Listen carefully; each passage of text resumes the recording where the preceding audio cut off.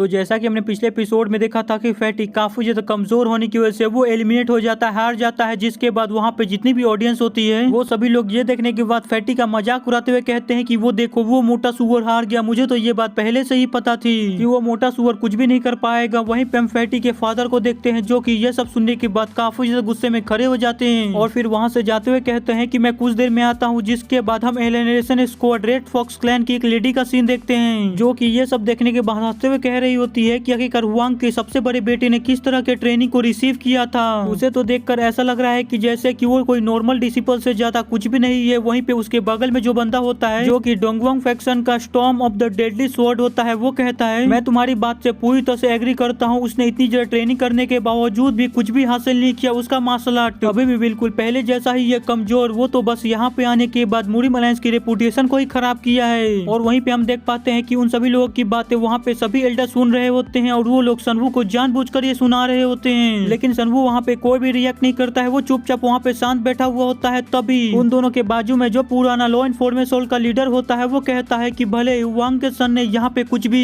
अच्छा प्रदर्शन नहीं किया है, लेकिन उसने जो आज एक्सपीरियंस यहाँ पे लिया है वो उसको आगे फ्यूचर में ग्रो करने के लिए काफी ज्यादा मदद करेगा। और यही सेम चीज उसके ट्रेनिंग के लिए भी है। भले ही वो अभी इतना ज्यादा ताकतवर नहीं है, लेकिन इन सभी एक्सपीरियंस को गेन करने के बाद वो फ्यूचर के अंदर एक ट्रू वॉरियर बनेगा। वहीं पे उन दोनों का मुंह ये सुनने के बाद पूरी तरह से बंद हो जाता है। वहीं पे उस बंदे को भी काफी ज्यादा हैरानी हो रही होती है क्योंकि उसने जो अभी बोला होता है वो उसने खुद से नहीं बोला होता है, जिसकी वजह से वो काफी ज्यादा चौंकते हुए अपने मन के अंदर सोच रहा होता है आखिरकार अचानक से मुझे क्या हुआ था, मैं ऐसी बातें क्यों करने लगा था। वहीं पे हम सनवू को देख पाते हैं जो कि ये देखने के बाद एक स्माइल करता है जिससे हमें पता चलता है कि इसके पीछे सनवू है। तभी सनवू अपने मन के अंदर सोच रहा होता है, देखने सकता है कि साउंड कंट्रोलिंग स्किल जो है वो काफी ज्यादा अच्छी तरह से काम कर रही है। वहीं पे बाकी सभी एल्डर भी ये सुनने के बाद काफी ज्यादा सरप्राइज होते हैं। उनमें से एक एल्डर कह रहा होता है कि आखिर अचानक से इसे क्या हो गया, ये हुआंग की साइड क्यों ले रहा है। तभी हम मी के फादर को देखते हैं जो कि किसी चीज को देखकर काफी ज्यादा हैरान हो जाते हैं। वो काफी ज्यादा हैरान होते हुए कह रहे होते हैं कि क्या मैं जो देख रहा हूँ वो सच में सच है। तभी हम देखते हैं कि वो मी को देख रहे होते हैं जो कि अपनी स्वॉर्डमैन स्किल का इस्तेमाल करते हुए अपनी एक टेक्निक का इस्तेमाल कर रही होती है, जिसे देखकर उसका फादर काफी ज्यादा शौक होते हुए कह रहा होता है कि क्या उसने पहले पिनिकल को रीच कर लिया है। तभी हम मी के अपोनेंट को देखते हैं जो कि उसकी इतनी ज्यादा पावरफुल स्किल को देखकर पीछे हटने लगती है और काफी ज्यादा घबरा जाती है। लेकिन तभी वो अपने मन के अंदर सोचती है कि नहीं, मैं यहाँ पे ऐसे ही डर कर पीछे नहीं हट सकती हूँ क्योंकि यहाँ पे सभी लोगों की नजर हमारे ऊपर ही है। अगर मैं यहाँ पे डर कर पीछे हट गई तो मेरी काफी ज्यादा बेइज्जती होगी। जो सोचकर वो अपनी स्वॉर्ड को लेकर मी के ऊपर अटैक कर देती है और मी के ऊपर अटैक करते हुए कह रही होती है कि अब तुम बिल्कुल भी नहीं बचने वाली हो। जो देखकर मी भी अपने 9 हेवेली प्रोफाउंड स्टैंड का इस्तेमाल करती है और उस लड़की के ऊपर अटैक करती है। और जैसे ही उन दोनों का अटैक एक दूसरे से टकराता है तो मी का अटैक काफी ज्यादा पावरफुल होने की वजह से वो लड़की जख्मी होकर पीछे फेंका जाती है और वो वहीं पे बेहोश हो जाती है और हार जाती है। जिसके बाद वहाँ पे जितने भी होल्डर्स होते हैं वो सभी लोग इस चीज को देखकर पूरी तरह से दंग रह जाते हैं क्योंकि उनमें से किसी को भी उम्मीद नहीं थी कि मी जीत जाएगी, जिसकी वजह से वो काफी ज्यादा शौक होते हुए कहते हैं कि क्या सच में मी जीत गई। वहीं पे मी की जीत वाली बात सुनकर मूरी अलायंस की जो दूसरी लड़की होती है वो उस तरफ देखते हुए कहती है कि क्या सच में मी इतनी ज्यादा ताकतवर थी, लेकिन आखिरकार वो इतनी जल्दी इतना ज्यादा ताकतवर कैसे बनी। लेकिन जैसे उसका ध्यान हटता है तो इस मौके का फायदा उठाकर सफा क्लैन का जो यंग मास्टर होता है वो काफी ज्यादा पावरफुल स्लैश उस लड़की के ऊपर कर देता है, जिसकी वजह से वो वहीं पे हार जाती है। वहीं पे ये देखकर उसके मास्टर को उसके ऊपर काफी ज्यादा गुस्सा आ रहा होता है। वो कहती है कि उस बेवकूफ ने अपने फाइट के ऊपर से ध्यान क्यों हटाया, तुम सच में काफी बड़ी बेवकूफ हो। वहीं पे सनवू को तब एक मौका मिल चुका होता है उसका मजाक उड़ाने का,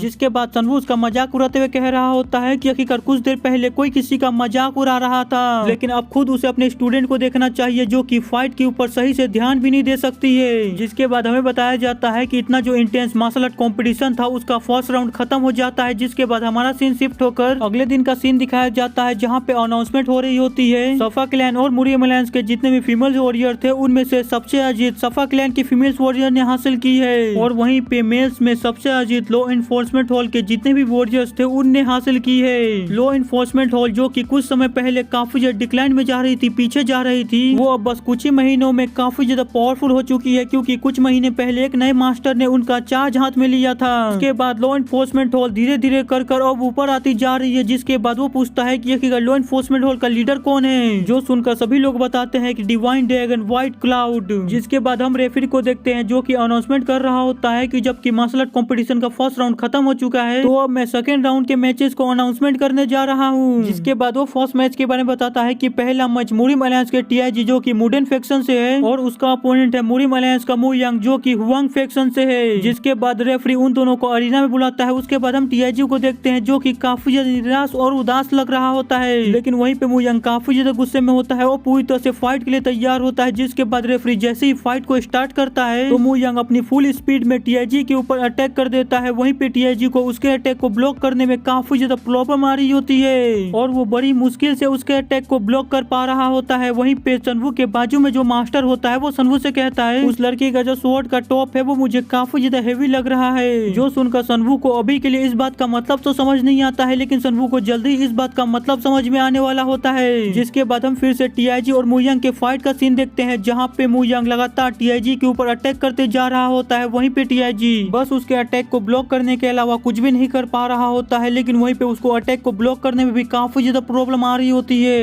जो देखकर मु यांग टीआईजी से कहता है कि तुम कब तक मेरे अटैक को ब्लॉक कर पाओगे, तुम अभी नहीं तो बाद में जाओ थक जाओगे और मैं उसी समय तुम्हारे खेल को पूरी तरह से खत्म कर दूंगा। तभी हम टीआईजी को देखते हैं जो कि काफी ज्यादा थक चुका होता है और मु यांग के अटैक के प्रेशर से पीछे हटते हटते वो बिल्कुल अरीना के कोर तक आ गया होता है, बिल्कुल किनारे तक आ गया होता है जहाँ से उसका एक और कदम पीछे हटा तो वो हार जाएगा। वहाँ पे पहुँचने के बाद टीआईजी अपने मन के अंदर सोच रहा होता है आखिरकार अब मुझे क्या करना चाहिए, अब मैं क्या करूँ। तभी वो फैटी को याद करता है, फैटी के साथ बिताए हुए अच्छे पलों को याद करता है, लेकिन तभी अचानक से उसे फैटी का एक इविल रूप दिखाई देता है जहाँ पे वो काफी ज्यादा भयानक और डरावना लग रहा होता है। तभी टीआईजी के दिमाग में किसी का आवाज आता है, हे आखिरकार तुम क्या कर रहे हो, अगर तुमने फाइट के ऊपर फोकस नहीं किया तो तुम ऐसे ही हार जाओगे।